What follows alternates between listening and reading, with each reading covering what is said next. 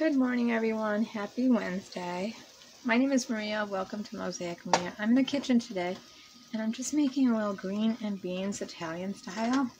And everybody has their own version of this, so. I've been looking at a ton of different recipes. Giada. Oh, boy, so many. Lydia. Food Wishes. Chef John, who I love. But I always go back to kind of my old standby here.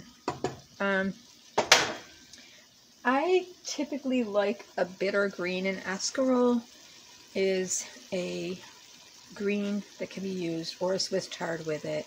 But like an Italian green and beans, and a cannelli creamy bean is what's used usually. So I have one large head of escarole. And it was on sale at Tops, and it looked beautiful, so I went for it. Because it can be hard to find escarole that looks really good. So what I do is I take a container and I fill it with water, and I just smush it in there, all the leaves. And I just take the ends off that are a little too ribby and white. Some people leave the core ribbing in. Some people chop it up and they like the texture in it. Sometimes the texture of it can be a little bit too bitter for people. What I add to my green and beans is, what I did today is I took a little help and bought some pre-cooked sausage, Italian sausage at Wegmans for pizza in that pizza aisle. Chopped up a small onion. And I just browned up my sausage and my onion in a tablespoon of olive oil. That's going in right there. And that will sweeten up if there's any bitterness. Then I'm going to add chicken broth to this. So what I have in there is no salt so far because I got the sausage. And I usually top this with a little Parmesan, Pecorino Romano cheese, and that's salty enough. You could just chop your sausage down. You could use sausage links, take the skin off, get them out of their casing, and just crumble up your sausage. I'm not using a lot of sausage because it really does whittle away.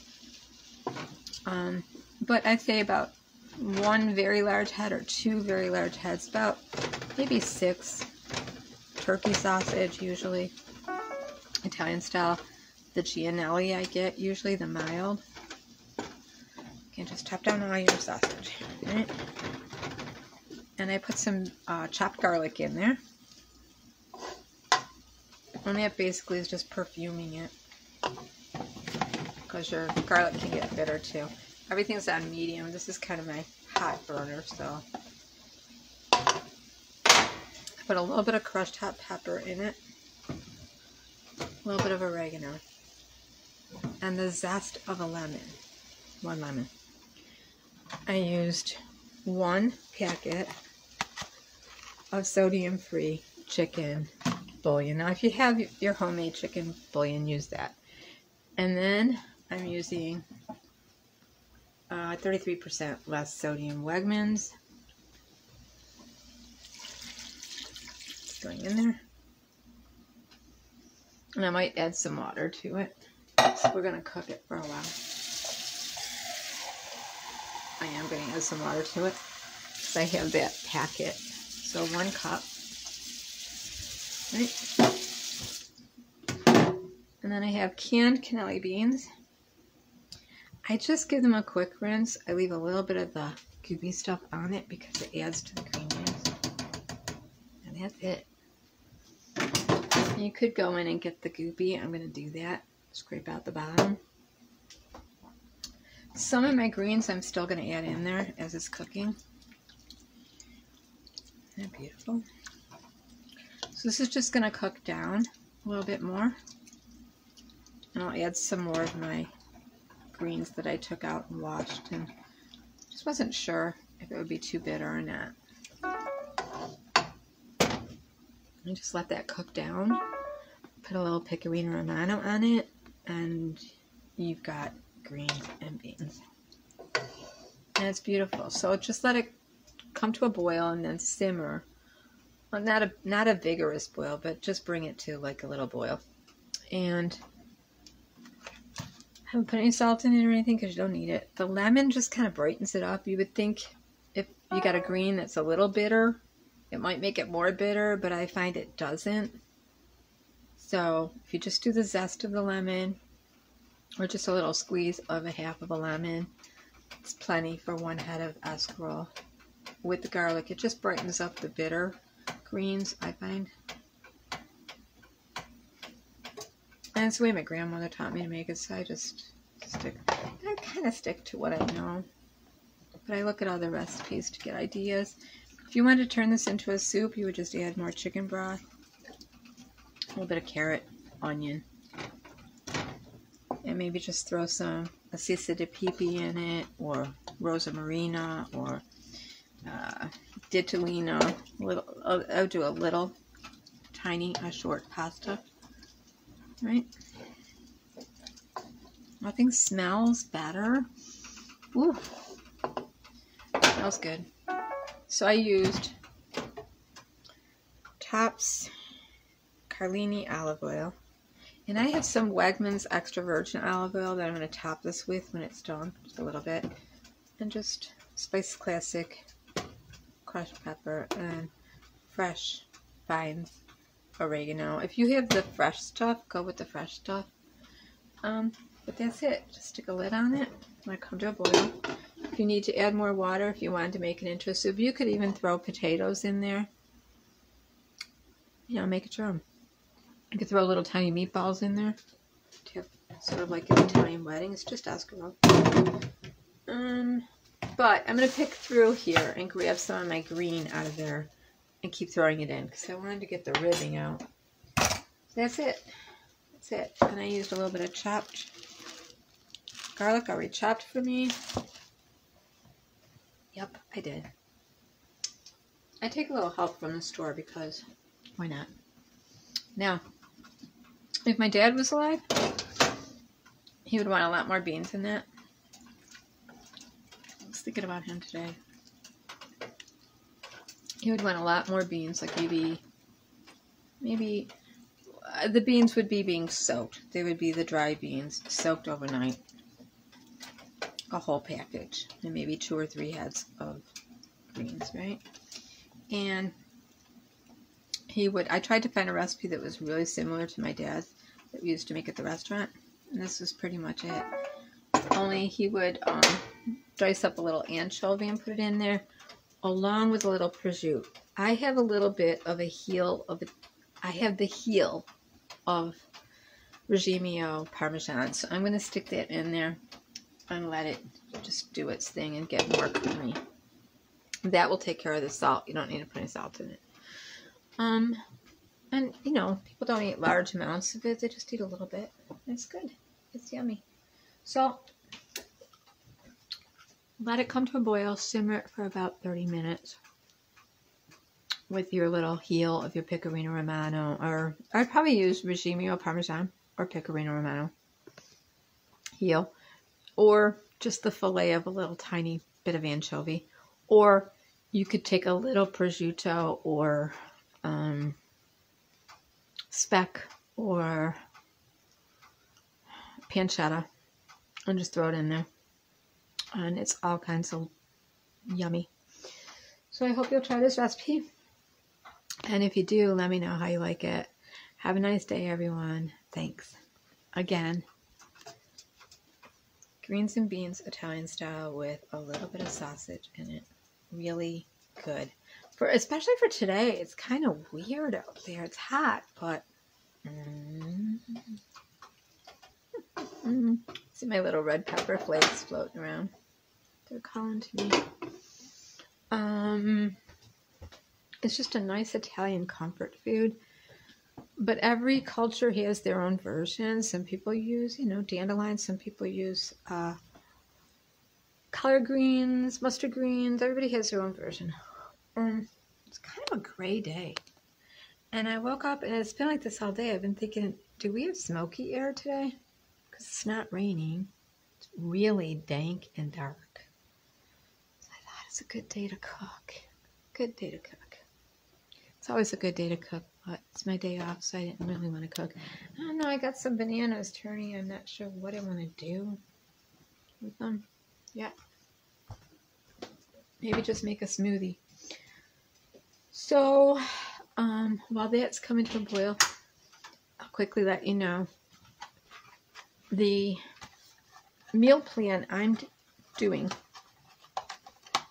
I have borrowed from Dr. Mindy Pell's book, Fast Like a Girl, which is an intermittent fasting. I used to do the 16-8 ratio where you don't eat for 16 hours and then you have a window of time of 8 hours, right? And then I reduced that to 18-6. And then I reduced it to 24. And that's about as much as I'm going to do. But I've already taken off 7 pounds. So I think you just have to tweak it for your own health. And just keep in mind that when you, I mean, just like a week of doing that, took 7 pounds off. So it's mostly water weight probably, but also in this heat, if you're in high heat and you're standing on your feet or you're sitting too long or whatever, you're going to blow up and retain fluid if you're dehydrated. So make sure you're hydrated. I bought MCT oil that arrived to me already damaged. The foil thing was off of it and there was oil all over the package. So I did a return and got a refund. And I'm glad I did because I decided to just go get some regular coconut oil with the inulin in it. And it's fine. Just got a smaller amount when it comes to boil. Oh, la, la, la, la, la, la, la, la. Everything in it is basically cooked now, but you want your leaves to get a little more tender. But of course I'm going to taste because I just can't wait. So, I tweaked, and I think everyone has to tweak. I like Dr. Mindy Pell's, I like all her material because she gives you the whatnot for if you're doing the intermittent fasting at different stages for women. Because hormones play a big part. So if you're over 60 or over 55, it's going to matter what results you get. If you're in childbearing age and you're having children, it's going to matter. If you're if you're young, it's going to matter. So that counts.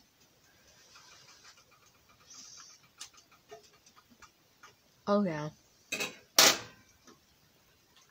Okay. They have to get more tender. Pardon me for talking with food in my mouth, but yum. And it'll take about 25 minutes. And you can add more water if you want to. Okay, so since I already said that,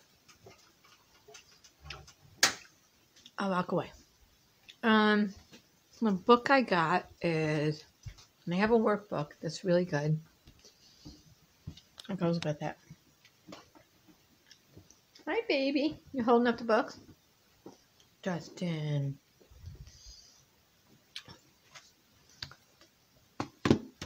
Fast Like a Girl, Dr. Mindy Pell's. And the interactive workbook, Fast Like a Girl.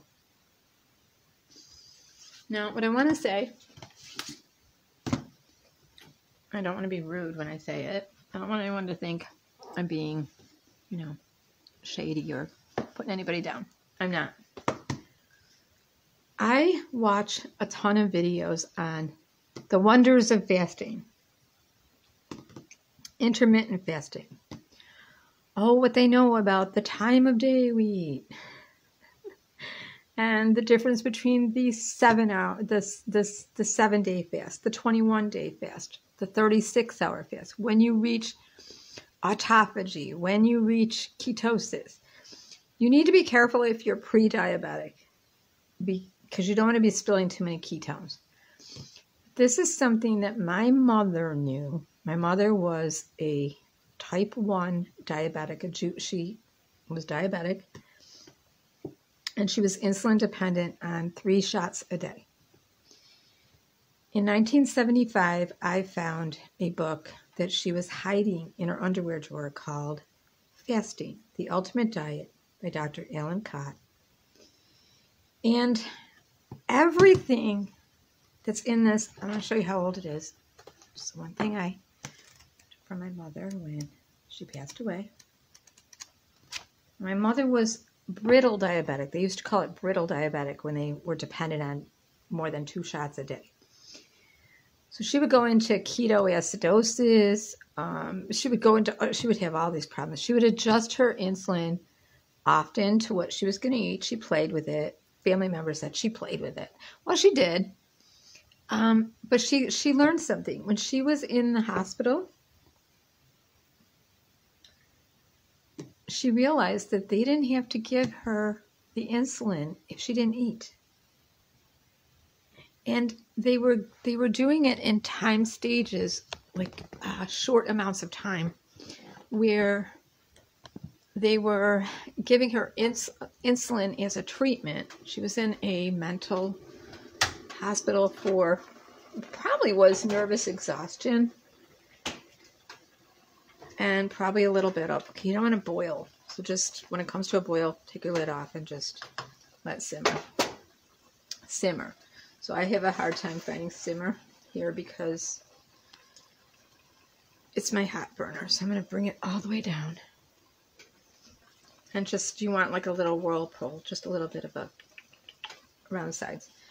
Little percolation going on, but not crazy boiling. So my mother had a lot of physical ailments that people chalked up to nerves or wanting attention. Sometimes it was. She was a very fearful person, and she wanted attention. But she was also paired with my dad, who's over there. Let's get a picture of him. There's my dad. He passed away in February. And he came from a family that you didn't get sick. If you got sick, you were put to bed, and you didn't move. You were tucked in, and you got better. That's it. There was no, you're just sick all the time. There was none of that. If you were thought to be nervous or a worrywart, a little anxious, something wrong with you. That particular side of the family was work hard, no play. Work even harder. And do not admit weakness that you're sick. So my mother would actually have to get to a point where she was completely exhausted and ended up in the hospital and arguing with my dad to what he would call crying wolf or attention seeking. And sometimes it was. Sometimes it really was. But later in his life, my dad and I talked about all of it. And when he became type 2 diabetic in his 60s and started to have health problems, he talked to me. He said, I really understand what your mother was going through now. So he couldn't understand how she could eat sugar once in a while and then have to be real strict and be diabetic again. So he would do things like buy donuts on Sunday, and then they'd fight over, sometimes she'd want the donuts, sometimes she wouldn't. That would become a forced feeding kind of thing. It was just shove the donut in your face, eat it, you made me go get it, now you're going to eat it. And she'd end up in the hospital. There were things that went on that my mother just struggled with. She didn't have a thyroid. So she was metabolically challenged. She had no thyroid by the time she was 28 years old. And she was diabetic. Now, they found it when she was pregnant with my brother, so it was gestational diabetes, they said. But my dad and his side of the family always said my mom was always juvenile diabetic, and they just didn't tell my dad. Because he probably wouldn't have married her. Because back in the day, diabetes was considered like a death sentence. You didn't marry people that were diabetic. And my dad and I have had those really hard conversations, and I'm glad we had them before he passed, where he said, my plan was not to marry your mother. I loved her, but my plan was not to marry her. Had I known she was going to be sick, I went and married her. So my mother really struggled with thyroid, diabetes. And then at 36, she had a complete hysterectomy. So that particular year, she was also going through a divorce, and her father died that year, like within months of getting the divorce. There's a lot of crazy going on.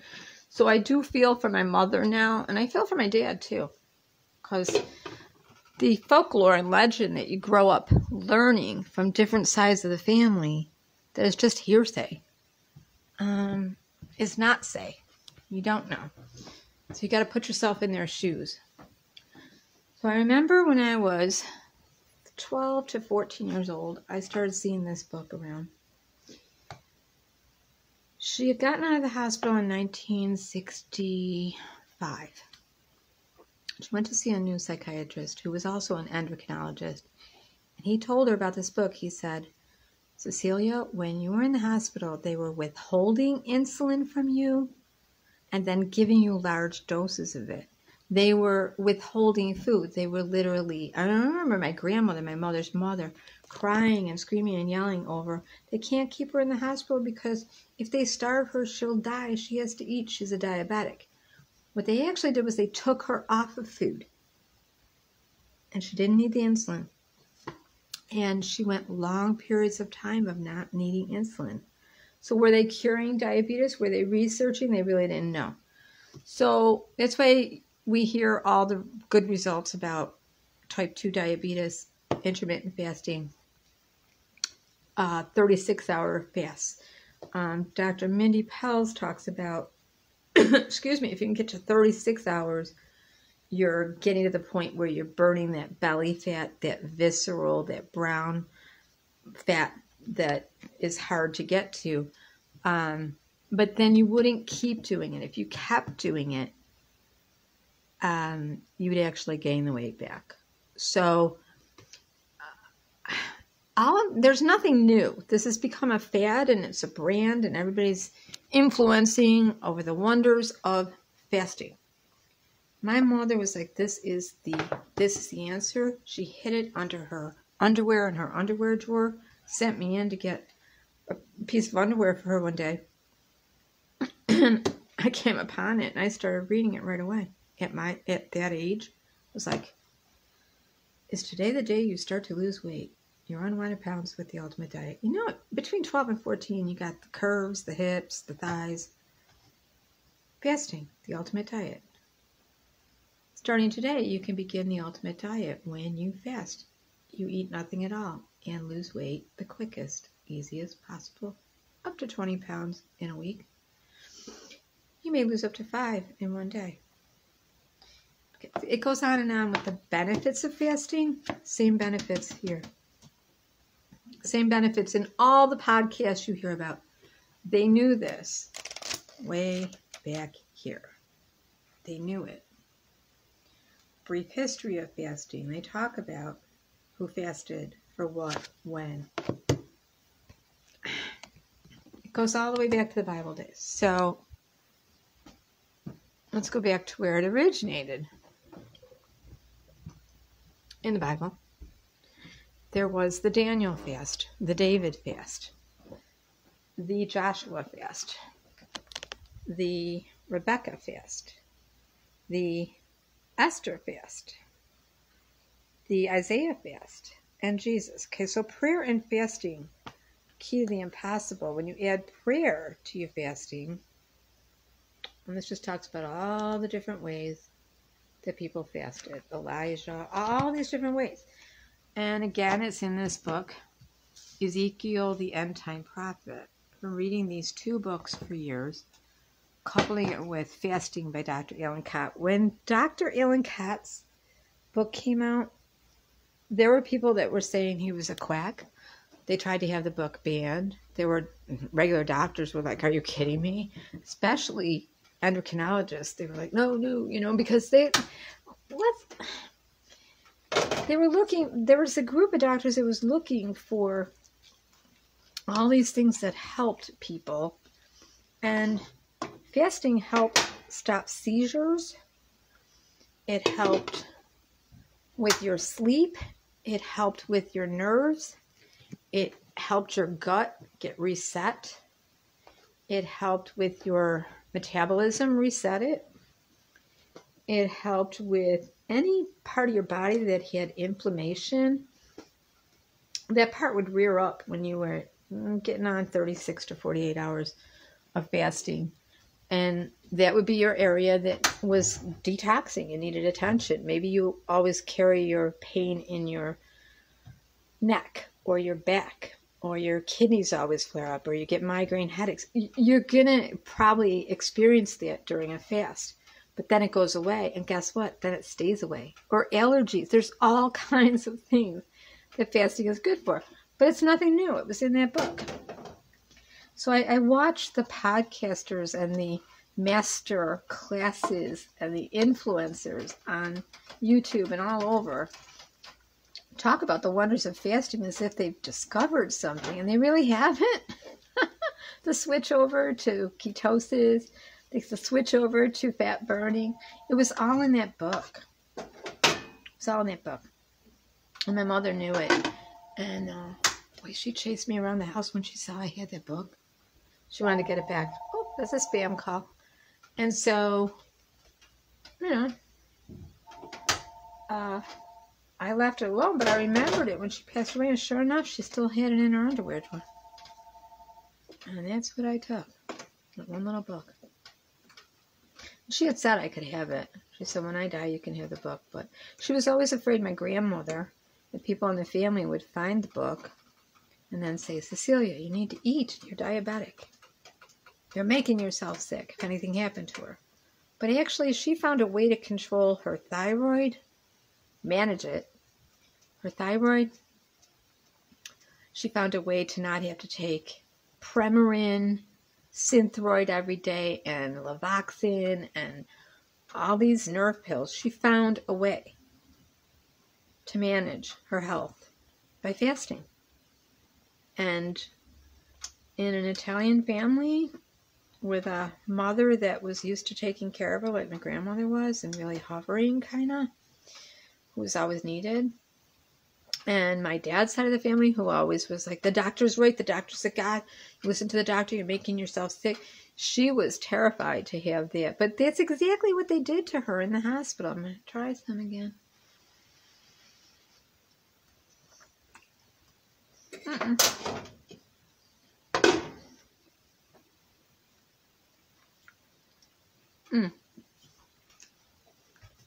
It's so close to being ready.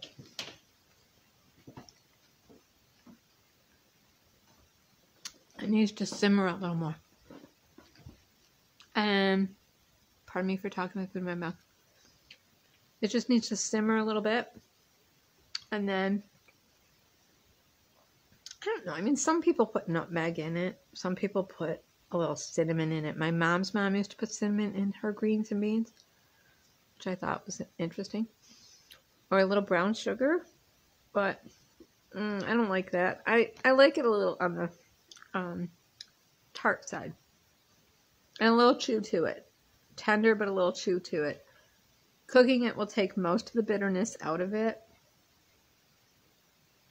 A lot of people just they don't put sausage in it. They cook it as is. I probably have like about a quarter of a cup of sausage, and I know that's turkey Italian sausage, so I already know a quarter of a cup is probably a link and a half, so it's about 480 milligrams of sodium, so that's why I'm not going to put salt in it. So if you're fasting, doing intermittent fasting, and you're not losing weight, you're gaining weight, could be your window of time is too short and you're eating too much in your window of time. Or you're eating too close together and your body's not having a chance to digest and absorb and rid. And also, if you're drinking too much water, the other thing that I used to see my mom do is she would pig out on salt. She would just get a craving and down would go a bag of Lay's potato chips and French onion dip, bison. It was always bison, French onion dip. And that would be gone. And then she'd be like 10 to 12 pounds heavier and really struggling to breathe, ending up in the hospital. They'd have to do something called a Lasix push on her. They'd have to push the fluids out of her. It would make her diabetes go all cuckoo.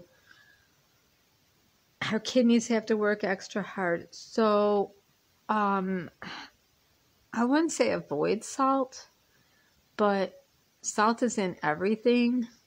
And so you don't need the shaker of salt. And a lot of times we see chefs cooking with a ton of salt. They really are. They're this whole bit about you need to put salt in the water of your pasta. You need to salt this, salt that. No. They need to clean their palates of the flavor of salt. And then they'll taste their food. So when you go on a fast, it cleans your palate of sugar, salt, acidic, citrus, whatever you're eating too much of. It cleans your palate totally. It also whitens your teeth. Your teeth will suddenly start to just look polished. You'll have more mental clarity and be calmer. You might be irritable the first day.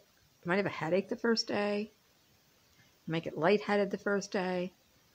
Or your stomach might make a lot of noise the first day. But usually by the second day, you're feeling really good. So what I do, and I made a video again, and this is not for people. I'm so tired of having to do trigger warnings. But there are 50 million videos out there on fasting. It's not new. There's nothing new under the sun. There were 3-day fasts, 7-day fasts, 21-day fasts, and Jubilee fasts, and 40-day fasts. There were dry fasts, no water. There were fasts with just water. There were no pleasant food fasts. There were a ton of fasts in the Bible that healed people mentally and physically and broke through spiritual strongholds, things that really had them bound up. Maybe a depression. So, I mean, it just, and I'm not talking about a clinical depression, although it will help your dopamine levels eventually, your mental clarity, your focus. Anxiety helps with anxiety, just sharper and calmer. Sex drive. It will increase your sex drive. What else? Those are all the things I can think of. Diabetes, heart, definitely type 2 diabetes. I would check with your doctor for type 1. I would check with your doctor for type 2. I wouldn't go beyond 36 because people with low blood sugar can get weird. But I've been following fasting my whole life, and it's really not starving yourself. It's just eating what you want after you've slept at night. You got to sleep enough, though. If you're only catching 4 to 6 hours sleep and then waiting a few hours and breaking your breakfast, I would do, for women, need a little bit of carb and a little bit of fat. I would do the carb and the fat in the morning so that you're running it off during the day. And then a protein also. If you're exercising in a fasted state, do your protein and do a healthy fat. So I was going to try the MCT oil, but I was totally turned off to it. So I just went and got some coconut and I put it in a black cup of coffee in the morning. Or I just have a avocado smash on an egg and I'm good for the day. Well, I wake up and I think greens and beans. I don't know why I'm thinking greens and beans, but yeah. So, I mean, I want to start talking about, now that my father has passed away, and he passed away in February, I feel really like I've kind of contacted him in an energetic way, spiritually, heart to heart, and everything is okay, and he's okay with what I'm going to talk about.